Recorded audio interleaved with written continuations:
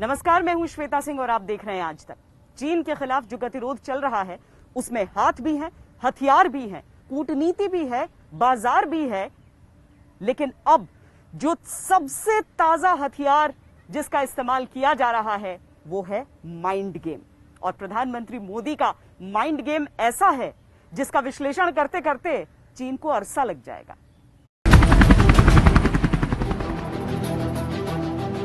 भारत माता की जय, भारत माता की जय, भारत माता की जय, भारत माता की वंदे वंदे, भारत माता की वंदे।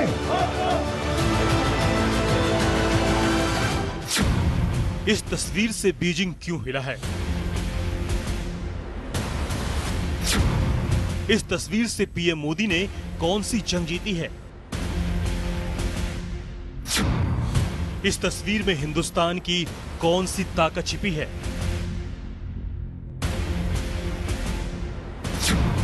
इस तस्वीर में कौन सी कूटनीति की चाल है? इस तस्वीर में प्रधानमंत्री मोदी का कौन सा माइंड गेम है?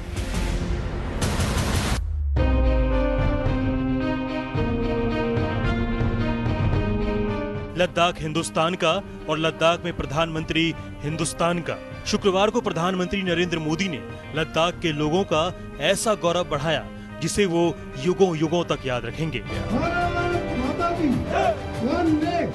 लद्दाख का तो ये पूरा हिस्सा ये भारत का मस्तक है, 130 करोड़ भारतीयों के मान सम्मान का प्रतीक है। ये भूमि भारत के लिए सर्वस्व त्याग करने के लिए हमेशा तैयार रहने वाले राष्ट्रभक्तों की धरती है। प्रधानमंत्री नरेंद्र मोदी ने लद्दाख में सिर्फ भारत की बात की, भारत की कहानी सुनाई, जवानों की हौसला अफजाई की, अपनी सरहद पर एक नजर डाली। अपने किसी पड़ोसी देश का नाम तक नहीं लिया, लेकिन विकासवाद और विस्तारवाद की जंग पर जुबान खोली तो चीन को मिर्ची लगने लगी। विस्तारवाद का युग समाप्त हो चुका है। ये युग विकासवाद का है। तेजी से बदलते हुए समय में विकासवाद ही प्रासंगिक है। विकासवाद के लिए ही अवसर है और विकासवाद ही भविष्य का आधार भी है। प्रधानमंत्री मोदी ने तो नाम ही नहीं लिया। उन्होंने एलएसी पर 2 महीने से घात लगाए बैठे ड्रैगन को इस लायक ही नहीं समझा कि उसका नाम ले। लेकिन प्रधानमंत्री मोदी का यही तो माइंड गेम है कि कहा कुछ भी नहीं और चीन ने सब कुछ समझ लिया। ऐसा लगा कि बिना कुछ कहे, बिना छुए प्रधानमंत्री ने चीन की दुखती रग पर हाथ रख दिया। दुनिया की मानवता की प्रगति के लिए शांति और मित्रता हर कोई स्वीकार करता है, हर कोई मानता है बहुत जरूरी है। लेकिन हम ये भी जानते हैं कि शांति निर्बल कभी नहीं ला सकता। कमजोर शांति की पहल नहीं कर सकता। शांति और बुद्ध की बातों से प्रधानमंत्री नरेंद्र मोदी ने अपनी ताकत की बात करके चीन पर मानसिक दबाव बढ़ा दिया। एक सैनिक कमांडर की तरह प्रधानमंत्री नरेंद्र मोदी की चाल ढाल चीन को यह बताने के लिए काफी थी कि भारत की शांति की कामना इसकी कमजोरी नहीं है, बल्कि सरहद पर डटे जाबाजों का हौसला बढ़ाने के लिए खुद प्रधानमंत्री चल कर आए हैं। यानी चीन शांति और युद्ध में जिस विकल्प को चुनना चाहे चुन ले, मर्जी उसकी है। प्रधानमंत्री ने गेंद चीन के कोर्ट में उछाल दी। अभी जो आपने और आपके साथियों ने वीरता दिखाई है, उसने पूरी दुनिया में ये संदेश दिया है कि भारत की ताकत क्या है। पिछली शताब्दी में मानवता के विनाश का नाम हिटलर था। प्रधानमंत्री ने न हिटलर का नाम लिया, न किसी देश का नाम लिया, न किसी देश के अधिनायकवादी राष्ट्रपति का नाम लिया। लेकिन 20वीं सदी की कहानी सुनाकर 21वीं सदी में दुनिया पर अपनी दादागिरी दिखाने की चाहत रखने वाले चीन को समझा दिया। ये समझा दिया कि हिटलर बनने की कीमत बहुत महंगी पड़ती है। विस्तारवाद की जीत जब किसी पर सवार हुई है, उसने हमेशा विश्व शांति के सामने खतरा पैदा किया है। और साथियों, ये न भूले, इतिहास गवाह है कि ऐसी ताकतें मिट गई हैं या मुड़ने के लिए मजबूर हो गई है। विश्व का हमेशा यही अनुभव रहा है। प्रधानमंत्री नरेंद्र मोदी का अचानक लद्दाख जाना चीन की समझ से भी परे था। प्रधानमंत्री मोदी के इस माइंड गेम में चीन फंस गया। प्रधानमंत्री की हुंकार से उसको समझ में आ गया कि भारत अपने क्षेत्रफल में 1 इंच की कमी बर्दाश्त करने वाला नहीं है। भारत चीन को उसकी भाषा में ही जवाब देना जानता है। भारत के प्रधानमंत्री का LAC के करीब आकर मुआयना करना चीन पर यह दबाव बना गया कि भारत कुछ बड़ा भी कर सकता है। प्रधानमंत्री मोदी ने विस्तारवाद और विकासवाद की बातों से चीन को अकेला करने की रणनीति को बखूबी अंजाम दिया। वहीं भगवान बुद्ध की बात करके ये भी बता दिया कि बौद्ध धर्म को मानने वाले चीन को भूलना नहीं चाहिए कि उसका धार्मिक स्रोत हिंदुस्तान ही है। भगवान गौतम बुद्ध ने कहा है,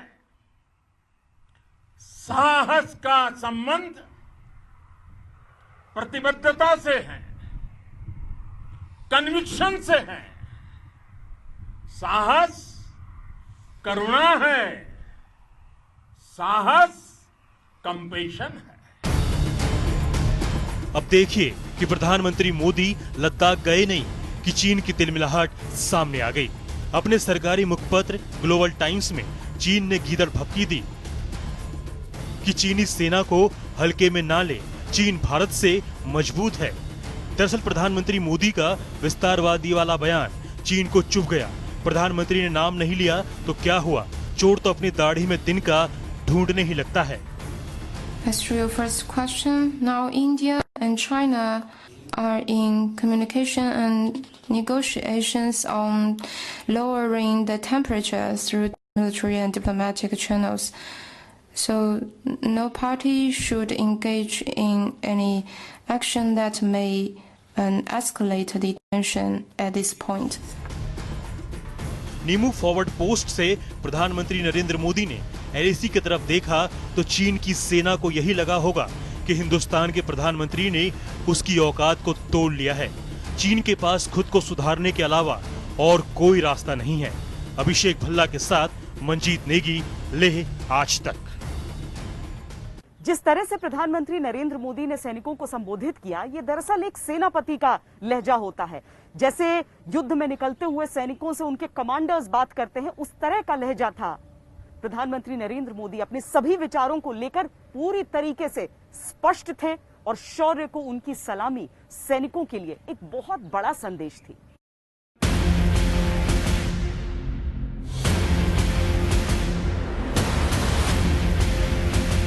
भारत माता की, भारत माता की, भारत माता की, वंदे। कभी कभी शब्द भी रणभेरी का काम करते हैं। भारत माता के दुश्मनों ने आपकी फायर हुई देखी है और आपकी फ्यूरी भी। कभी कभी शौर्य को भी जोश की जरूरत होती है। इनके सिंहनाद से सहमी धरती रही अभी तक डोर। कलम आज उनकी जय बोल। कभी कभी हिम्मत भी हौसला मांगता है।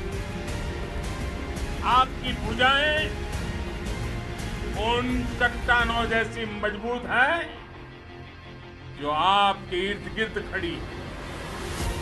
प्रधानमंत्री नरेंद्र मोदी का संबोधन वीर रस की ऐसी बारीकियों से सराबोर था कि शूरवीरों की भुजाएं भी फड़कने लगी। सैन्य परंपरा में युद्ध भूमि में सैनिकों को संबोधित करने की अहमियत बहुत बड़ी रही है। आमतौर पर यह काम कमांडिंग ऑफिसर्स करते हैं। यहाँ हिंदुस्तान के प्रधानमंत्री कर रहे थे। आप लोगों के कारण, आपके त्याग, बलिदान, पुरुषार्थ के कारण और मजबूत एक गैप था पॉलिटिकल लीडरशिप और मिलिट्री लीडरशिप के बीच में। अभी आप जिस हिसाब से अभी प्रधानमंत्री आगे गए हैं तो ये साफ संकेत है कि भाई अब इस किस्म का कोई गैप नहीं है। अगर प्रधानमंत्री बात सुन रहे हैं उस आदमी की जो उस रात वहां पर था, और जो भी लीडर मिलिट्री कमांडर हैं जिन्होंने नेगोशिएट किया है, जिन्होंने चीनियों से बात की है, उनसे 1-to-1 बातचीत कर रहे हैं, तो उससे कम्युनिकेशन गैप भी काफी हद तक कम हो जाता है। तो ये एक बहुत बड़ी बात है।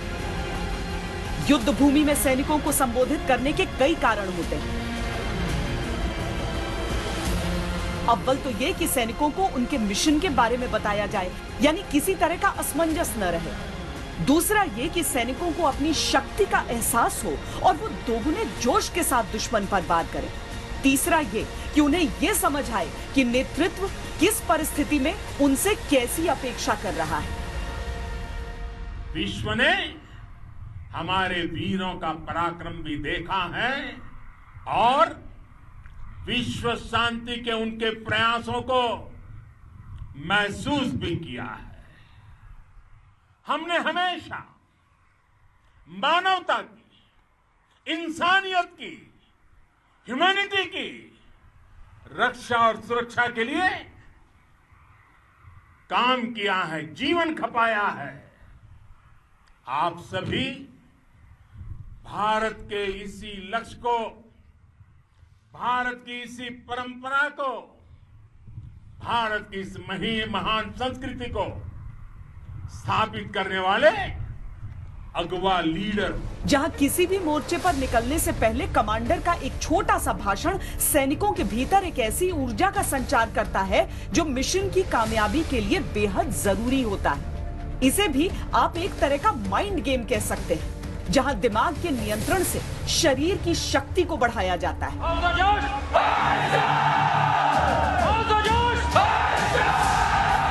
पहली बात तो यह है कि वो उनको खुद पता लग जाएगा कि भाई किस तरह की भौगोलिक और मिलिट्री स्ट्रेटजी अपनाई जा रही है। उनको ग्राउंड पे ब्रीफ किया जा सकता है। दूसरी चीज ये रहती है कि जब कोई भी सेना अपने प्रधानमंत्री को युद्ध क्षेत्र में देखती है तो उनका हौसला कई गुना बढ़ जाता है। प्रधानमंत्री नरेंद्र मोदी गलवान घाटी के साक्षी वीरों से मिलने, उनका हालचाल जानने, उन्हें प्रोत्साहित करने भी पहुंचे थे। आज जो विश्व की स्थिति है, वहां जब ये मैसेज जाता है कि भारत के वीर जवान ये पराक्रम दिखाते हैं, ऐसी शक्तियों के सामने दिखाते हैं, तब तो दुनिया भी जानने को बड़ा इच्छुक रहती है कि नौजवान है कौन, उनकी ट्रेनिंग क्या है, उनका त्याग कितना ऊंचा है, इनका कमिटमेंट कितना बढ़िया है। आज पूरा विश्व आपके पराक्रम का एनालिसिस कर रहा है।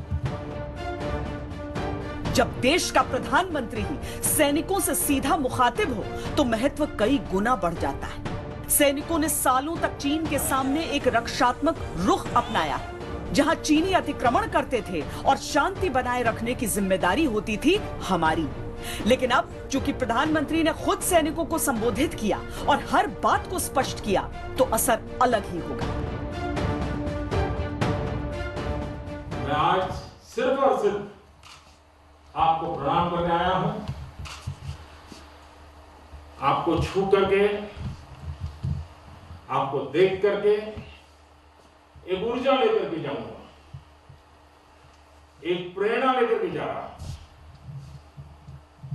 और हमारा भारत आत्मनिर्भर बने, दुनिया की किसी भी ताकत के सामने न कभी झुके हैं न कभी झुकेंगे। और ये बात मैं बोल पा रहा हूं आप जैसे वीर पराक्रमी साथियों के कारण। गलवान के बलवानों ने कठिन भौगोलिक परिस्थितियों और जमा देने वाली ठंड के बीच भारत के इंच इंच सम्मान की रक्षा करने का अपना प्रण निभाया है। 15 जून को अपना पराक्रम दिखा चुके वीरों के बीच प्रधानमंत्री मोदी का पहुंचना एक ऐसा तेवर था जिसमें चीन को भारत की वीर परंपरा का स्वाद मिलने लगा होगा। प्रधानमंत्री नरेंद्र मोदी ने जब अपने संबोधन में चीन का बगैर नाम लिए ये कहा कि विस्तारवाद का युग खत्म हो गया है, तो चीन ने इस पर आधिकारिक प्रतिक्रिया दे दी। जाहिर है विस्तारवाद चीन का दूसरा नाम है, उसकी नीति रही है। प्रधानमंत्री नरेंद्र मोदी ने अपनी कूटनीति में चीन के खिलाफ उस गुस्से को भी शामिल किया है जो चीन के पड़ोसी देश महसूस करते हैं।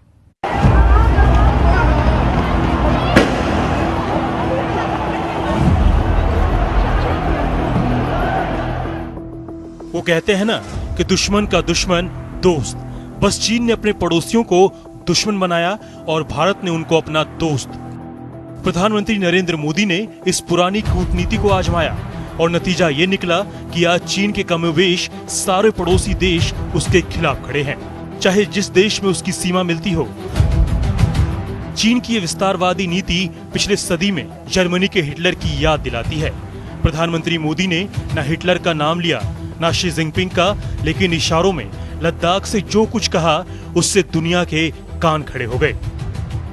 आप उसी धरती के वीर हैं जिसने हजारों वर्षों से अनेकों आक्रांताओं के हमलों को, अत्याचारों का मुंह तोड़ जवाब दिया है। दुनिया की सबसे बड़ी आबादी वाले देश चीन की सीमाएं 14 देशों से मिलती है, लेकिन चीन का सीमा विवाद 23 देशों से है। चीन का भारत से सीमा विवाद जग जाहिर है, जो लद्दाख से अरुणाचल तक फैला हुआ है। वहीं पूर्वी चीन में रूस के शहर व्लादिवोस्तोक पर चीन अपना दावा कर रहा है। पाकिस्तान से भले उसकी दोस्ती की बात हो, लेकिन उससे भी सीमा विवाद चल रहा है। चीन वियतनाम पर भी अपना हक जमाता है, जबकि दोनों का सीमा को लेकर कोई लेना देना नहीं है। म्यांमार पर भी चीन पुराने इतिहास का हवाला देकर कब्जा करना चाहता है। नेपाल के साथ भी चीन का सीमा विवाद पुराना है। 1963 में एक समझौते के बाद भी चीन का अफगानिस्तान के साथ सीमा विवाद है, क्योंकि उसके बड़े इलाकों को चीन अपना बताता रहा है। किर्गिस्तान पर भी चीन अपना दावा ठोकता है। तजाकिस्तान में 2000 साल पुराने किसी चीनी शासक का हवाला देकर चीन अपना दावा करता है। वैसे ही दक्षिण कोरिया पर भी वो अपना दावा करता है। भूटान के बड़े हिस्से पर चीन ने अपनी दावेदारी कर रखी है।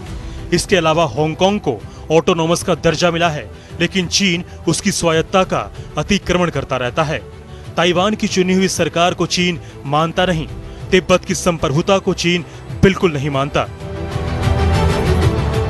दक्षिण चीन सागर में भी चीन ने अपने पड़ोसियों की नाक में दम कर रखा है।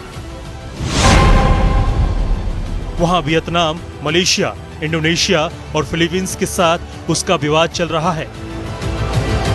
लेकिन दूसरी तरफ इन सभी देशों से भारत के रिश्ते बेहद शानदार हैं। लद्दाख के ताजा प्रकरण के बीच रक्षा मंत्री राजनाथ सिंह की रूस यात्रा ने चीन के खिलाफ रूस के रूप में हिंदुस्तान को एक मजबूत दोस्त दे दिया। ये हमारे दोनों देशों के आर्म फोर्सेस के बीच एवरलास्टिंग फ्रेंडशिप ये एक मिसाल है कि भारत और रशिया की ट्रेडिशनल म्यूचुअल इंटरेस्ट काफी मजबूत हैं और हम भविष्य में इस सहयोग को अपनी स्पेशल फ्रेंडशिप के स्पिरिट में इसे हम देखते हैं। जिन देशों से चीन की सीमाएं टकराती है, चीन का झगड़ा सिर्फ उन्हीं देशों से नहीं है, बल्कि दुनिया के दूसरे देशों से भी चीन का संघर्ष चलता रहता है। ऑस्ट्रेलिया से चीन के संबंध सबसे बुरे दौर में है। ऑस्ट्रेलिया ने जब से कोरोना संक्रमण पर चीन के खिलाफ प्रस्ताव का समर्थन किया है, तब से चीन उसे धमकी दे रहा है। ऐसे में एशिया महादेश में वो भारत की तरफ ही आशा भरी नजरों से देख रहा है। इस बीच सुपर पावर अमेरिका से चीन का बिगाड़ इतना बढ़ गया है कि अमेरिका चीन से दो हाथ करने को तैयार है।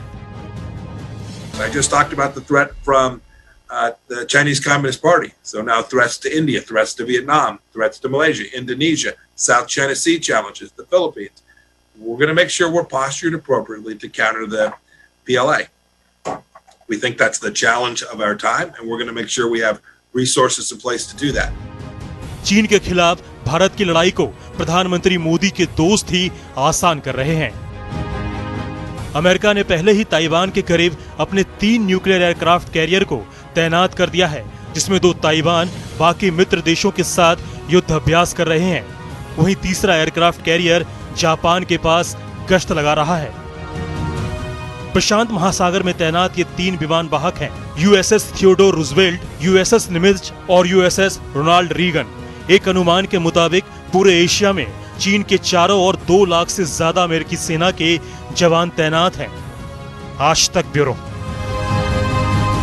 क्षमा शोभती उस भुजंग को जिसके पास गरल हो, उसका क्या जो दंतहीन विष रहित विनीत सरल हो। प्रधानमंत्री नरेंद्र मोदी ने लद्दाख में राष्ट्र कवि रामधारी सिंह दिनकर की कुछ पंक्तियों को पढ़ा था। ये वो पंक्तियां नहीं हैं, लेकिन शक्ति और क्षमा के संतुलन को बताती राष्ट्र कवि दिनकर की ही दूसरी पंक्तियां भी प्रधानमंत्री नरेंद्र मोदी की मौजूदा नीति पर बिल्कुल फिट बैठती। भारत माता की जय, भारत माता की जय, भारत माता की जय।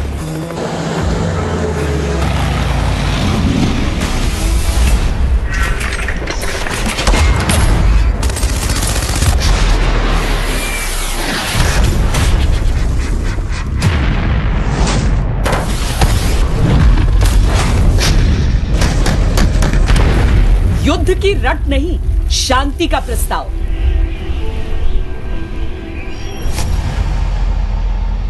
मानवता की प्रगति के लिए शांति और मित्रता हर कोई स्वीकार करता है, हर कोई मानता है बहुत जरूरी है। बुद्ध के सिद्धांतों पर चलने वाले लद्दाख की भूमि से प्रधानमंत्री नरेंद्र मोदी के इस उद्घोष के मायने बड़े हैं, क्योंकि शक्ति का एक लौता परिचय प्रदर्शन नहीं बल्कि शांति की स्थापना भी है। यही कारण है कि भारत एलएसी पर मजबूती से खड़ा होने के साथ साथ चीन के साथ बातचीत भी जारी रखे हुए है। चीन के करनी और कहने में फर्क है, और यही एक फर्क इस बार देखने को मिला। चीन कहता है और जो चीन करता है उसमें फर्क है, और वो फर्क नजर आ रहा है। इस चीज को मद्देनजर रखते हुए हम लोगों को सतर्क रहना पड़ेगा। चीन के ऐसे कह करके बातचीत में लगा करके अपनी कैपेसिटी बिल्डिंग करते रहे और हम लोगों को ना करने दे, ये मानने को तैयार नहीं है। यहां मोदी के माइंड गेम का एक और सिरा पकड़ने की आवश्यकता है। वो सिरा है चीन के लिए स्पष्ट संदेश का। पहला संदेश ये कि हम शक्तिशाली हैं। दूसरा संदेश ये कि हम 1 इंच भूमि नहीं छोड़ेंगे। तीसरा संदेश ये कि हमारे लिए युद्ध अंतिम विकल्प होता है। चौथा संदेश ये कि हम इस अंतिम विकल्प के लिए भी तैयार हैं। भारत की नीतियों में संतुलन है, लेकिन भारत की नीतियों में चीन के प्रति भरोसा नहीं है। इसीलिए भारत ने सरहद पर खुद को मजबूत करना नहीं छोड़ा। पैरा स्पेशल फोर्सेस को अलग अलग ठिकानों से लद्दाख भेजा गया है। स्पेशल फोर्सेस ने ही पाकिस्तान के आतंकी ठिकानों पर सर्जिकल स्ट्राइक को अंजाम दिया था।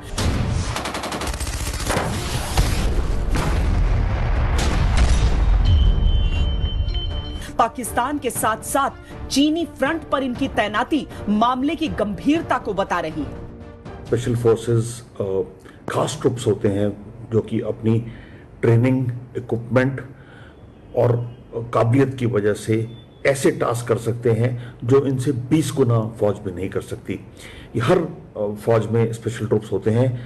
इनको स्ट्रेटेजिक ट्रुप्स फोर्सेस बोला जाता है, जो अपना जो काम करते हैं उसका एक फोर्स मल्टीप्लायर इफेक्ट होता है दुश्मन पे और या लड़ाई पे। भारत के पास 12 से अधिक स्पेशल फोर्सेस की रेजिमेंट्स हैं, जिन्हें मुश्किल भौगोलिक परिस्थितियों में ट्रेनिंग दी जाती है। स्पेशल फोर्सेस की ये यूनिट्स लेह और आसपास ऊंचाई वाले इलाकों में वॉर गेम में हिस्सा लेती रहती है।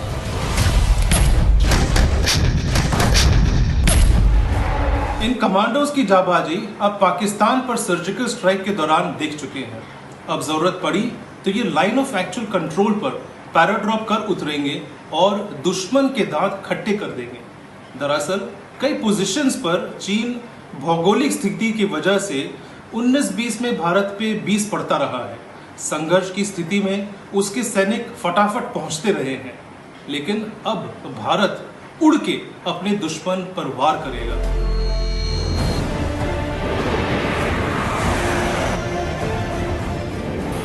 लद्दाख के मोर्चे पर भारत की सैन्य तैनाती अभूतपूर्व है।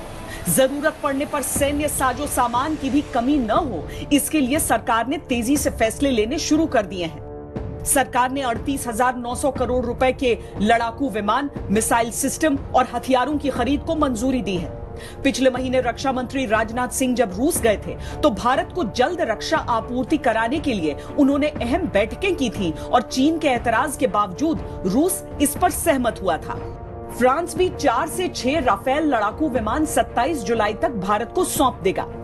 इस बीच रक्षा मंत्रालय ने जो 38,900 करोड़ के रक्षा सौदों को मंजूरी दी है, इसके अनुसार 21 मिग-29 विमान रूस से खरीदे जाएंगे, जबकि 12 Su-30 MKI को HAL बनाकर देगा।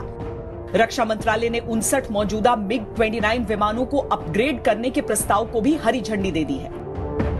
ये सारे फैसले भारतीय सैन्य ताकत को जोरदार करने के हैं। इनमें तत्कालिक और भविष्य की रक्षा रणनीतियां छिपी हुई हैं। मौजूदा तैनाती में भी भारत ने कोताही नहीं की है। भारत ने गतिरोध की शुरुआत में ही आर्टिलरी की तैनाती कर दी थी। 60 बोफोर्स तोपें पूर्वी लद्दाख में LAC पर मौजूद हैं।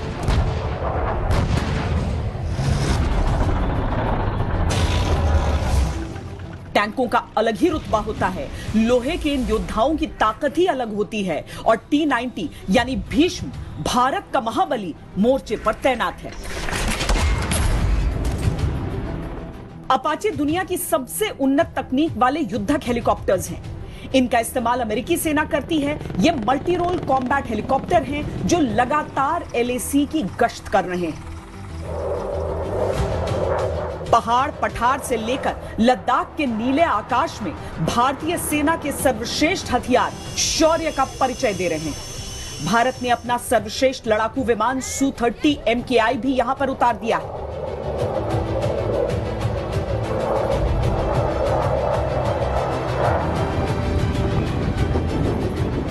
Mi-17, V5 हेलीकॉप्टर दुनिया के सबसे एडवांस हेलीकॉप्टर में गिने जाते हैं। ये हमला करने, एम्बुलेंस और ट्रांसपोर्ट के मामले में बेहतरीन है। जहां पारा माइनस से बहुत नीचे रहता है वहां भी, और जहां सूरज के शोले बरसते हैं वहां भी ये शानदार काम करते हैं। इसके साथ ही सीमा पर भारत ने एडवांस ड्रोन्स भी लगाए हैं, जिनमें हमारे क्वाडकॉप्टर हैं तो हेरॉन भी।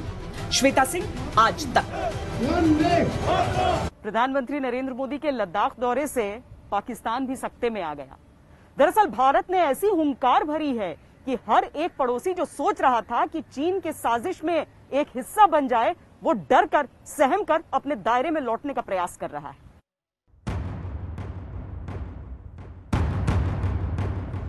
भारत माता की जय।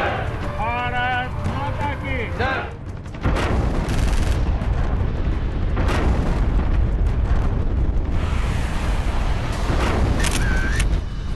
चीन तो चीन का पालतू बन चुका पाकिस्तान भी प्रधानमंत्री मोदी की लद्दाख यात्रा से सहम गया।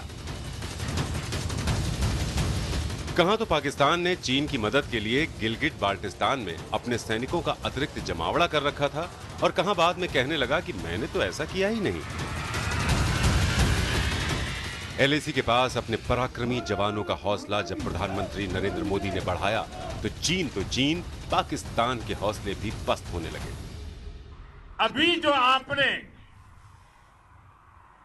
और आपके साथियों ने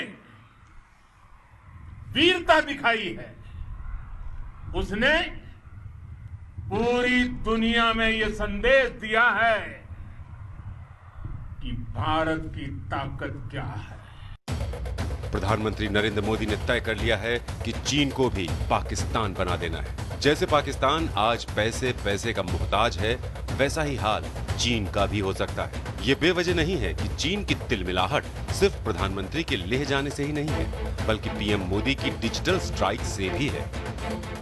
बल्कि अब तो भारत ने आर्थिक स्ट्राइक का भी फैसला कर लिया है।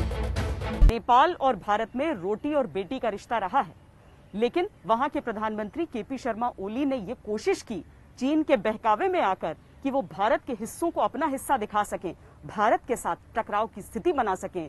लेकिन आज तस्वीर बदल चुकी है।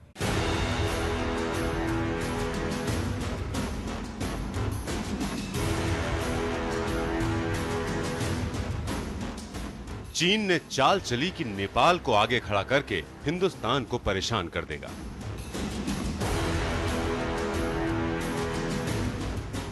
कालापानी समेत उत्तराखंड के 3 गांवों पर अपना दावा करने वाले नेपाल के प्रधानमंत्री KP Sharma Oli Nepal communist party में ही अपना दावा नहीं कर पा रहे हैं। पार्टी का एक धड़ा उनको कार्यकारी अध्यक्ष पद से हटाना चाहता है और वो हटने को तैयार नहीं। नेपाल के प्रधानमंत्री को लगता है कि ये सब भारत की वजह से हो रहा है, लेकिन सच ये है कि ओली चीन को लेकर बुने अपने ही जाल में फंस गए हैं। कहां वो भारत से जूझ रहे थे और कहां चीन ने उनके इलाके में कब्जा शुरू कर दिया। सुजीत कुमार झा, पटना, आज तक।